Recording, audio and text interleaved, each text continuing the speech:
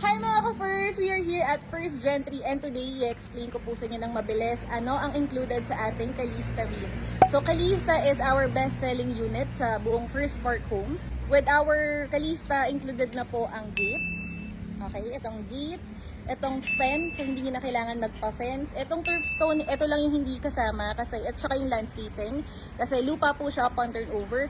Pero the rest, fully finished po tayo guys. Papakita ko sa inyo kung anong ibig sabihin ng fully finished. Putang na ako.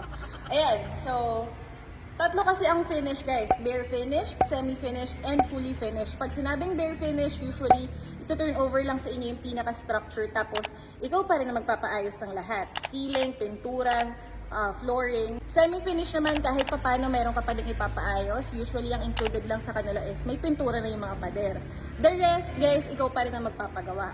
With fully finished, ayan, literal po na gamit na lang ang kulang. Pwede ka nang mag-move in.